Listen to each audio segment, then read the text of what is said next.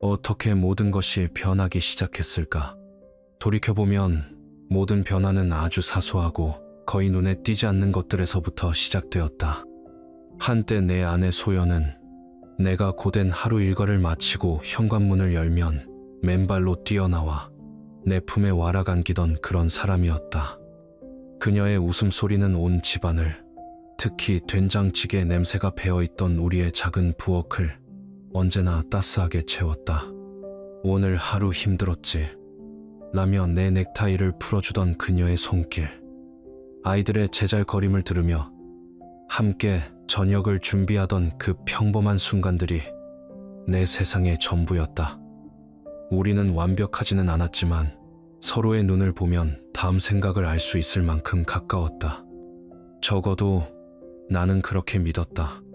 하지만 어느 서늘한 가을 바람이 불기 시작할 무렵부터였을까? 우리의 완벽했던 세상에 보이지 않는 균열이 가기 시작했다. 소연은 학교에 일이 많아서라며 집에 늦게 들어오는 날이 잦아졌다. 초등학교 4학년 담임이 힘들다는 건 알고 있었다. 끊임없는 서류 작업, 학생 상담, 학부모 응대까지. 처음에는 일주일에 한두 번이던 것이 어느새 일주일에 서너 번으로 늘어났다.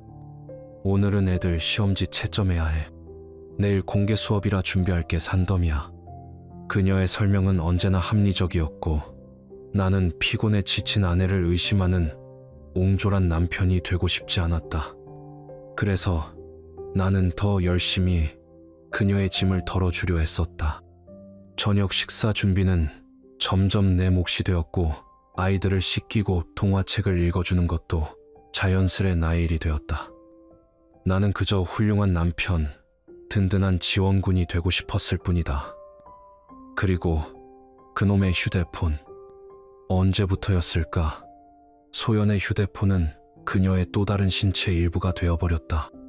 식탁에서도 소파에서도 심지어 화장실에 갈 때조차 그녀는 휴대폰을 손에서 놓지 않았다. 가장 이상했던 점은 그녀가 휴대폰을 테이블에 내려놓을 때면 항상 화면이 바닥을 향하도록 뒤집어 놓았다는 것이다. 마치 누군가에게 들켜서는 안 될 비밀이라도 숨겨놓은 사람처럼. 한 번은 무심코 물었다. 누구랑 그렇게 재밌는 얘기를 해? 순간 그녀의 표정이 얼음장처럼 차갑게 굳어졌다. 왜? 나 못 믿어. 날카롭게 쏘아붙이는 그 목소리에 나는 바보처럼 입을 다물었다. 아니, 그냥 궁금해서. 나는 내가 정말 한심하고 옹졸한 남편이 된 것만 같아 얼굴이 화끈거렸다. 그래, 그녀는 지금 힘든 시기를 보내고 있는 것뿐이야. 내가 더 이해하고 보듬어줘야지. 하지만 그날 이후로도 휴대폰은 시도 때도 없이 빛을 발하며 진동했다. 까또 페이스북 알리면 액정 위로 떠오르는 이름들을 슬쩍 보려 하면 그녀는 귀신같이 알아채고 몸을 돌려 답장을 했다. 그녀에게는 항상 완벽한 변명이 준비되어 있었다. 아, 학부모 단톡방이야. 요즘 엄마들 정말 극성스럽다니까. 혹은 내 친구 유리 있잖아. 걔가 요즘 남편 문제로 너무 힘들어해서 내가 좀 위로해주고 있어. 나는 그 모든 말을 의심 없이 믿었다. 아니, 믿고 싶었다. 내 아내가, 우리 아이들의 엄마가 나에게 거짓말을 할 리가 없다고. 그렇게 위태로운 평화가 이어지던 어느 날 저녁, 소연은 식사를 마치고 과일을 깎던 내게 폭탄 선언을 했다. 나 다음 달부터 운동 시작하려고. 요즘 몸도 너무 무겁고 체력도 예전 같지 않아서 건강관리 좀 다시 해야겠어. 나는 그 말을 듣고 얼마나 기뻤는지 모른다. 드디어 아내가 자신을 위한 시간을 가지려 하다니. 나는 전적으로 그녀를 응원했다. 하지만 나의 기쁨은 그녀의 다음 말에 미묘한 불안감으로 바뀌었다. 그녀가 선택한 곳은 집에서 걸어서 10분 거리에 있는 평범한 동네 헬스장이 아니었다. 차로 30분은 좋게 가야 하는 도시 반대편의 화려한 초호화 프리미엄 피트니스 센터였다. 거긴 전문 트레이너들이 체계적으로 관리해주고 최신식 기구들도 다 갖춰져 있대. 이왕 하는 거 제대로 하고 싶어서. 그녀는 눈을 반짝이며 그곳의 장점들에 대해 열정적으로 설명했다. 그녀의 설명은 너무나 그럴듯해서 반박할 수가 없었다. 하지만 내 마음 한구석에서는 아주 희미하지만 분명한 경고음이 울리고 있었다. 뭔가 이상했다. 뭔지 모르게 부자연스러웠다. 하지만 나는 그 낯선 의심의 목소리를 애써 외면했다. 그리고 바보처럼 활짝 웃으며 말했다. 좋은 생각이야. 당신은 운동에만 집중해. 집안일이랑 하나, 준서는 내가 다 알아서 할게.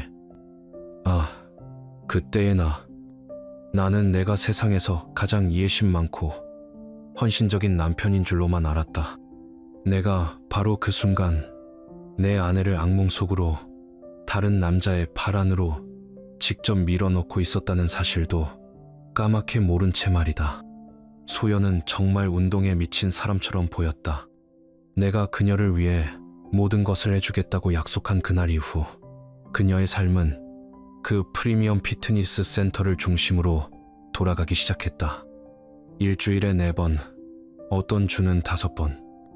아침 일찍 나갔다가 아이들이 잠들 시간에 맞춰 돌아오거나 저녁을 먹는 둥 마는 둥 하고 나가서 깜깜한 밤이 되어서야 파김치가 되어 돌아왔다. 그녀의 옷장에는 내가 한 번도 본 적 없는 화려한 브랜드의 운동복들이 하나둘씩 채워지기 시작했다. 내 한 달 용돈보다 비싼 스포츠브라, 내 평상복 셔츠, 몇 벌 값과 맞먹는 몸에 딱 붙는 레깅스들. 나는 가끔 농담 삼아 그녀를 놀렸다. 여보, 이러다 운동복 사느라 우리 집 기둥뿌리 뽑히겠어. 그러면 그녀는 어색하게 웃으며 대답했다. 좋은 옷을 입어야 운동할 동기부여가 되지. 나는 그 말 또한 좋은 생각이라고 여겼다. 아내가 자신을 사랑하고 삶의 활력을 되찾고 싶어 하는데 내가 어찌 이기적이고 잔소리 많은 남편이 될 수 있겠는가. 그렇게 위태로운 평화가 이어지던 2월, 나는 밸런타인데이만을 손꼽아 기다렸다. 나는 이날을 계기로 우리 사이에 흐르는 차가운 공기를 걷어내고 싶었다. 우리가 처음으로 데이트했던 허름하지만 추억이 깃든 작은 이탈리안 레스토랑을 몇 주 전부터 예약했다.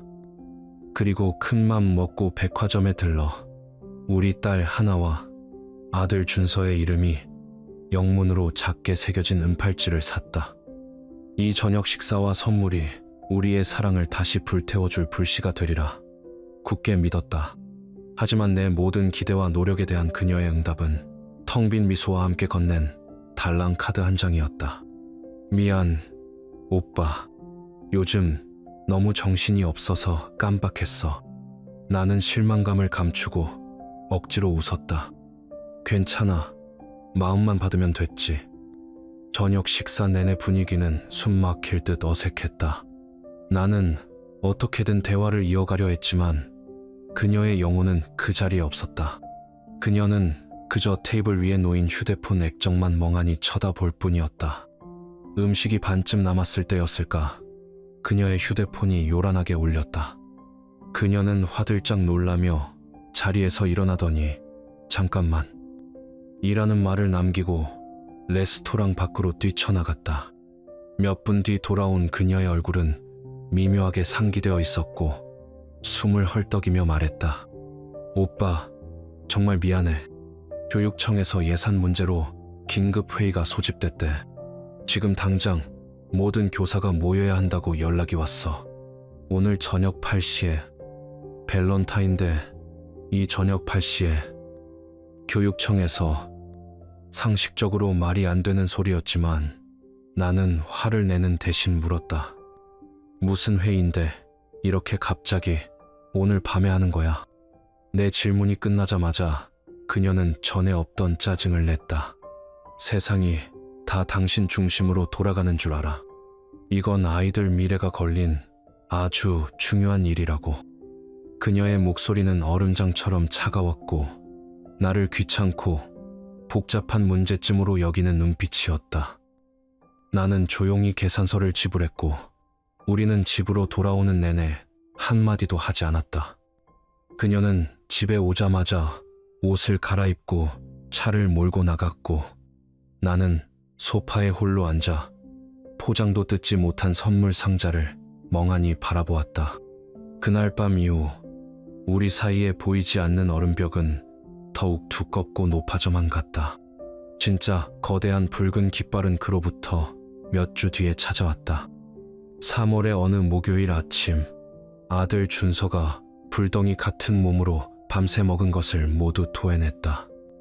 체온계는 39, 5도를 가리키고 있었다. 내 가슴이 철렁 내려앉았다. 내가 가장 먼저 한 일은 소연에게 전화를 거는 것이었다. 그녀가 필요했다. 아이의 엄마가 절실히 필요했다. 나는 미친 듯이 통화 버튼을 눌렀다. 1번, 2번, 10번. 하지만 돌아오는 것은 희망 없는 통화 연결음과 음성 사서함으로 연결된다는 기계음뿐이었다. 나는 다급하게 문자를 남겼다. 준서 고열에 다 토했어. 연락 줘. 제발. 1시간, 2시간, 3시간이 지옥처럼 흘렀다. 정오가 다 되어서야 마침내 그녀에게서 전화가 왔다. 나는 다급하게 소리쳤다. 소연아, 준서가 열이 펄펄 끓어. 빨리 집에 와야 해. 하지만 수학이 넘어 그녀의 목소리는 소름 끼치도록 차분했다. 어머, 어떡해. 근데 나 지금 학교라서 도저히 갈 수가 없어. 마침 동료 선생님 한 분이 갑자기 병가를 내셔서 내가 자리를 비우면 안 되는 상황이야. 일단 해열제 좀 사서 먹여. 내가 저녁에 퇴근하면서 오리죽이라도 사갈게. 그리고는 일방적으로 전화가 끊겼다. 나는 뚜 소리가 나는 휴대폰을 든 채 그 자리에 얼어붙었다. 학교가 바빠서 3시간 동안 연락이 안 됐다고. 아이가 죽을 것처럼 아픈데 저녁에 오리죽을 사오겠다고. 차가운 무언가가 등골을 타고 뱀처럼 스르르 기어 내려왔다. 이건 단순한 권태기나 직장 스트레스 문제가 아니었다. 뭔가 아주 근본적으로 잘못되어 있었다. 나는 더 이상 이 불길한 의심을 무시할 수 없었다. 진실이 무엇이든 나는 내 눈으로 직접 확인해야만 했다. 그 차가운 목소리를 들은 후 나는 며칠을 뜬 눈으로 지새웠다. 아이를 간호하며 그의 이마에 물수건을 갈아줄 때마다 아내의 그 이상하리만치 침착했던 목소리가 귓가에 메아리 쳤다. 마음 한구석에서는 아닐 거야. 내가 너무 예민한 거겠지라며 필사적으로 부정했지만 다른 한편에서는 이미 불길한 예감이 독버섯처럼 자라나고 있었다. 나는 더 이상 바보처럼 앉아서 당하고만 있을 수는 없었다. 확인해야만 했다. 준서가 열이 내리고 겨우 잠이 든 오후, 나는 떨리는 손으로 소연이 근무하는 초등학교의 전화번호를 눌렀다. 심장이 미친 듯이 뛰었다. 내가 지금 무슨 짓을 하는 거지? 아내를 의심하고 그녀의 직장에까지 확인 전화를 하다니. 이건 미친 짓이야. 하지만 이미 수화기 너머로 젊은 여교사의 목소리가 들려왔다. 나는 최대한 아무렇지 않은 척 평범한 목소리를 가장하며 물었다. 아, 네. 수고하십니다. 혹시 4학년 2반 김소연 선생님 지금 자리에 계신가요? 수화기 너머에서 잠시 정적이 흘렀다. 이윽고 돌아온 대답은 내 심장을 그대로 얼어붙게 만들었다. 네, 김소연 선생님이요. 소연 선생님은 오늘 오전에 몸이 안 좋으시다고 치과 예약 때문에 일찍 조퇴하셨는데요. 치과, 검진, 망치로 머리를 세게 얻어맞은 기분이었다. 손에서 전화기를 놓칠 뻔했다. 그럼 아이가 아파서 3시간 동안 연락이 안 되었을 때 그녀는 학교에 있지도 않았던 것이다. 뻔뻔한 거짓말. 온몸에 피가 차갑게 식는 것 같았다. 그렇다면 그녀는 대체 어디에 있었던 걸까? 그날 저녁, 소연은 평소와 다름없이 피곤한 얼굴로 집에 돌아왔다. 손에는 준서를 위한 죽이 담긴 비닐봉지가 들려 있었다. 나는 더 이상 참을 수 없었다. 현관에 서 있는 그녀에게 바로 물었다. 오늘 학교에 없었다며? 오후에 어디 갔었어? 그녀의 얼굴에 스친 찰나의 당혹감을 나는 똑똑히 보았다. 하지만 그녀는 프로였다. 불과 1초 만에 평정심을 되찾고는 눈 하나 깜짝하지 않고 또 다른 드라마를 써 내려가기 시작했다. 아, 맞아. 오전에 치과 검진 갔었어. 근데 일찍 조퇴하고 나오는데 교육청에서 예산 관련해서 긴급 회의가 잡혔다고 갑자기 연락이 온 거야. 그래서 교무실 선생님은 아마 내가 회의 간 줄 모를 거야. 당신한테 문자 보내려고 했는데 마침 휴대폰 배터리가 나가버렸지 뭐야. 왜 그렇게 핏대를 세우고 그래? 무슨 일 있었어? 정말 완벽한 시나리오였다. 너무나 완벽해서 순간 내가 정말로 그녀를 불필요하게 의심하고 있는 건 아닐까 하는 생각마저 들었다. 그녀는 모든 질문에 대한 답을 가지고 있었다. 나는 또다시 바보가 된 기분으로 입을 다물었다. 하지만 의심의 불씨는 이미 꺼지지 않을 불길이 되어 내 안에서 타오르고 있었다. 결정적인 증거는 그로부터 일주일 뒤 아주 평범한 밤에 내 눈앞에 나타났다. 아이들이 모두 잠든 후 나는 매달 하는 일과처럼 컴퓨터 앞에 앉아 온라인으로 각종 공과금을 납부하고 있었다.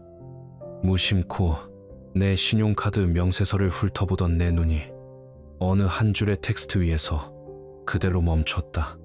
심장이 멎는 것 같았다. 3월 15일 화요일.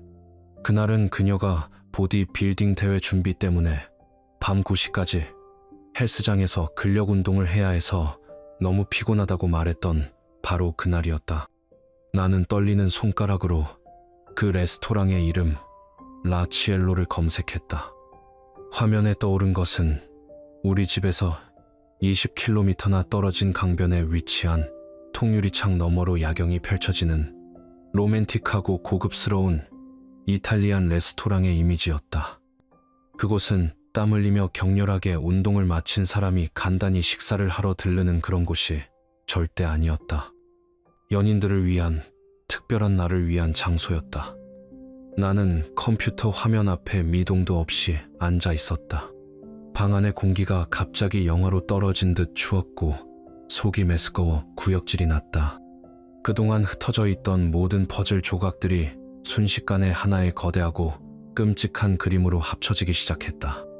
늦은 밤의 통화 불능, 수상쩍은 거리의 고급 헬스장, 밸런타인데이의 긴급 회의 거짓말, 그리고 아픈 아이를 팽개쳤던 치과 검진 거짓말, 그리고 이제 두 사람을 위한 로맨틱한 저녁 식사 비용. 바로 그 순간 나는 깨달았다. 내가 지난 12년간 공들여 지어 올린 나의 세상, 나의 가정이 지금 송두리째 무너져 내리고 있다는 것을. 나는 이제 무엇을 해야 할지 정확히 알았다. 그날 밤 나는 잠을 이룰 수 없었다. 내 안에 무언가가 이미 죽어버린 것 같았다. 아이들이 깊이 잠든 것을 확인한 뒤 나는 밤의 고요함이 아파트 전체를 집어삼킬 때까지 거실 소파의 망부석처럼 앉아 기다렸다. 벽시계의 초침 소리만이 유령의 발소리처럼 내 신경을 갉아먹고 있었다. 마침내 나는 결심했다. 조용히 침실로 들어가 곤히 잠든 소연의 머리맡에 놓인 휴대폰을 집어들었다. 심장이 발소리를 죽인 도둑처럼 쿵쾅거렸다.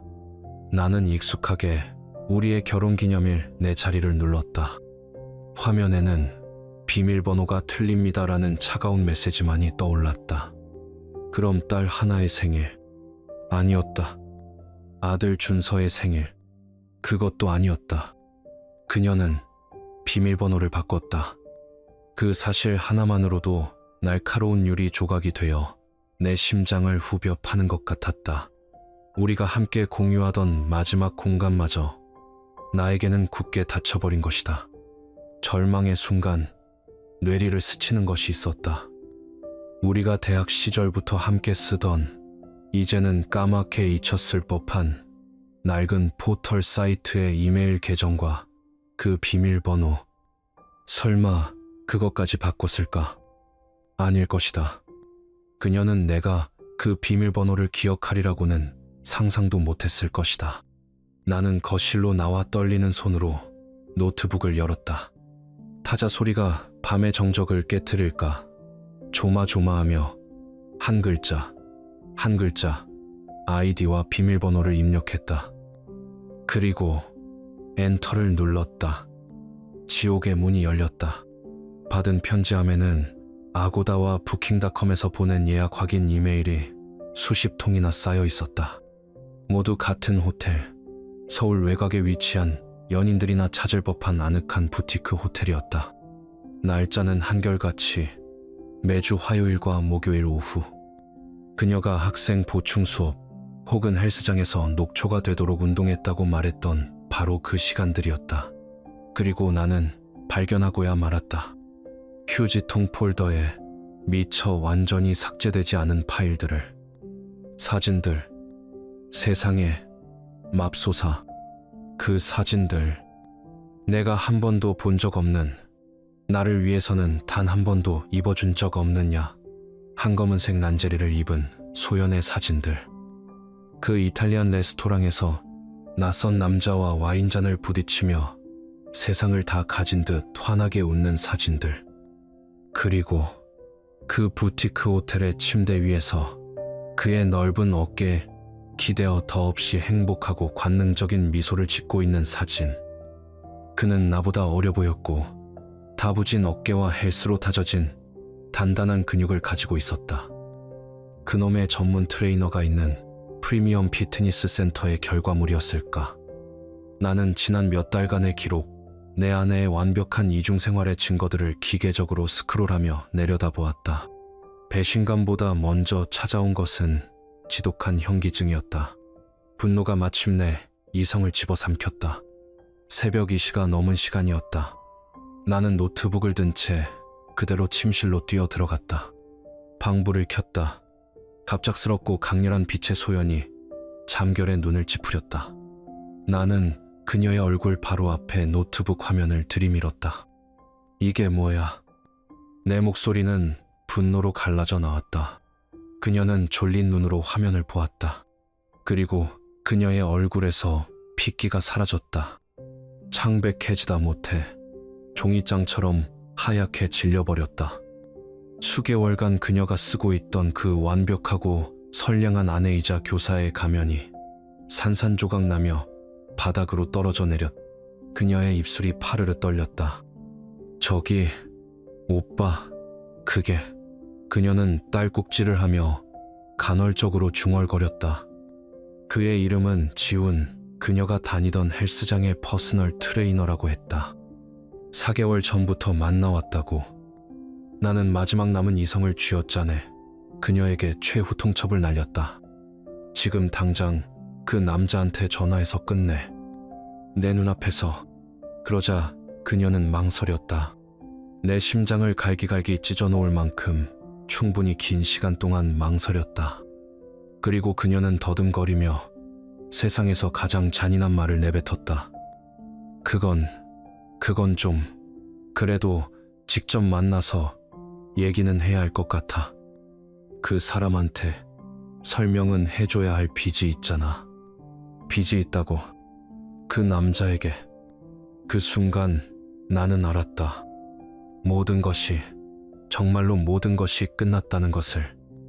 그녀는 12년을 함께한 남편과 아이들에게 빚을 진 것이 아니라 4개월 만난 그 남자에게 빚을 졌다고 생각하고 있었다. 결혼 생활은 이미 죽었다. 그것도 아주 오래전에. 내 결혼 생활은 요란한 폭발음과 함께 끝나지 않았다. 새벽 2시, 침실에 그 축축하고 주저하는 속삭임으로 그렇게 서서히 죽어갔다. 그날 이후 우리 집은 죽음과 같은 침묵에 잠겼다. 온기가 사라진 공기는 차갑고 무거웠으며 아이들의 웃음소리마저 그 침묵에 질식해버리는 듯했다.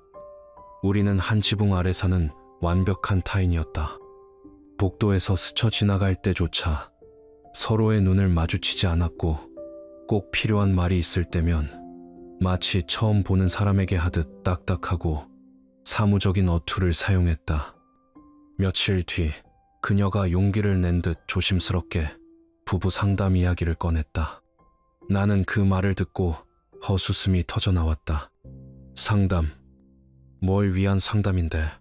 4개월 동안 내 등에 칼을 꽂은 사람을 어떻게 다시 믿어야 하는지 그 방법을 배우기라도 하라고.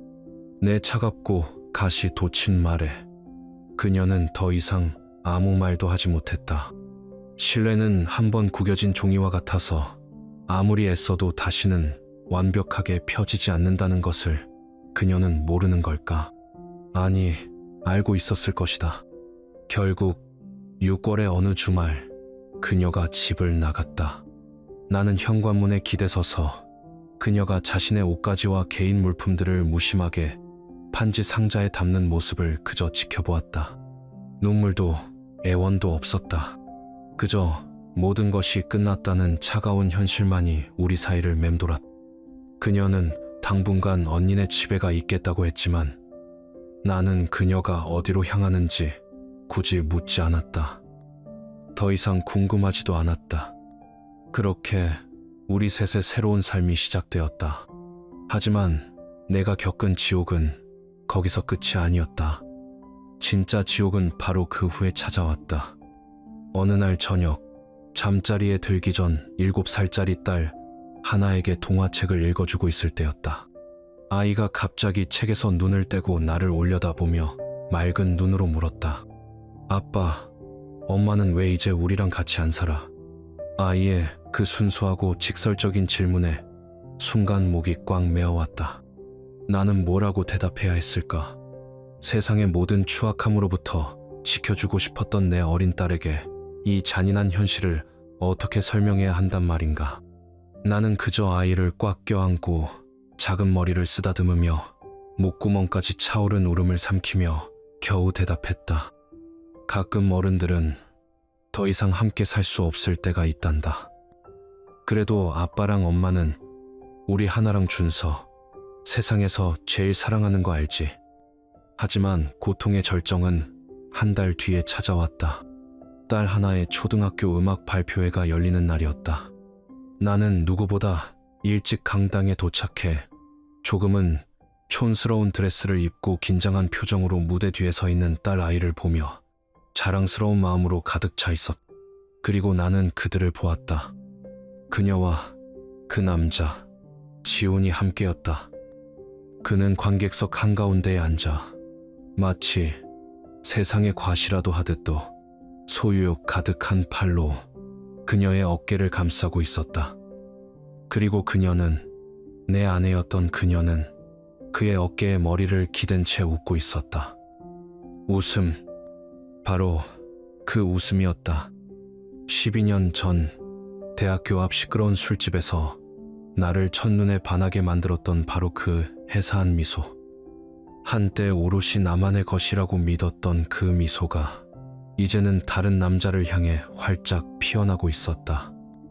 바로 내 눈앞에서 날카로운 칼이 심장을 정통으로 꿰뚫고 들어와 마구 휘젓는 듯한 고통이 온몸으로 퍼져나갔다. 나는 그 순간 한없이 작고 하찮고 투명한 존재가 된 기분이었다. 배신으로 인한 고통은 시간이 흐를수록 무뎌지는 것이 아니었다. 오히려 내 안에서 서서히 자라나는 만성질환처럼 나를 조금씩 갉아먹고 있었다. 그제야 깨달았다. 나를 가장 죽이는 것은 그녀가 다른 남자와 잤다는 사실 그 자체가 아니었다. 나를 완벽한 바보로 만들었다는 것. 내 눈을 똑바로 쳐다보며 수개월간 천연덕스럽게 거짓말을 하고 내 사랑과 헌신적인 보살핌을 받으면서 뒤에서는 추악한 이중 생활을 아무렇지 않게 해왔다는 사실이었다. 나는 얼마나 멍청했던가. 내 직감은 계속해서 경고 신호를 보냈지만 나는 아내를 믿고 싶다는 이유만으로 그 모든 신호를 애써 무시했다. 그래, 그녀가 나를 배신한 것이 아니다. 내가 나 자신을 배신하도록 내버려 둔 것이다. 그리고 그 사실이 나를 가장 고통스럽게 만들었다. 그런데 제가 왜 이 이야기를 하고 있는 걸까요? 왜 이렇게까지 제 치부를 드러내며 이 끔찍한 고통을 세상에 전시하고 있는 걸까요? 동정을 구하기 위해서? 절대 아닙니다. 저는 그저 저와 같은 어리석은 실수를 다른 누군가는 하지 않기를 바라는 마음에서 이 글을 쓰고 있습니다. 하나의 경고, 그리고 간절한 부탁의 의미로 말입니다. 저는 지금 심리 상담을 받고 있습니다. 밤마다 그녀와 그 남자가 내 눈앞에서 웃고 있는 악몽에 시달리기도 하죠. 상담사 선생님은 제 분노와 슬픔, 무력감이 지극히 정상적인 반응이며 이 상처가 치유되기까지는 아주 오랜 시간이 필요할 것이라고 말합니다.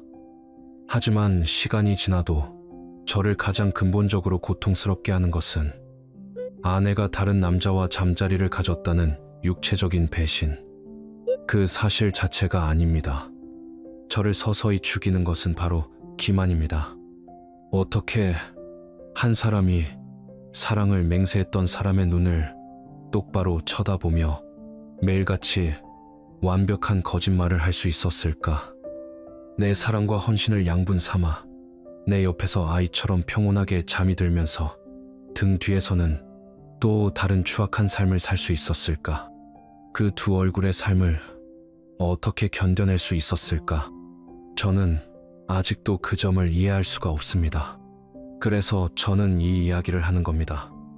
혹시 지금 이 글을 읽고 있는 당신의 관계에서 무언가 설명할 수 없이 잘못되었다고 느끼고 있다면, 당신의 파트너가 갑자기 당신이 알던 그 사람이 아닌 것처럼 느껴진다면, 당신의 직감이 당신의 가슴속 깊은 곳에 본능이 비명을 지르고 있다면, 제발 그 목소리를 무시하지 마세요. 저처럼 스스로를 속이지 마세요. 내가 너무 예민한 거겠지. 요즘 피곤해서 그럴 거야. 나를 사랑하는데 설마 그럴 리가 없어라며. 애써 피어오르는 작은 의심의 불씨들을 억지로 끄지 마세요.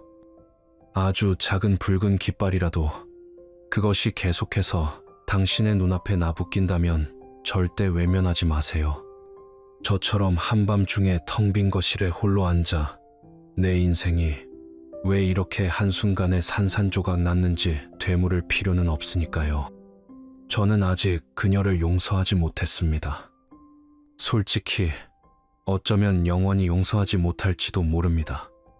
하지만 이제는 받아들입니다. 우리의 결혼은 끝났다는 것을.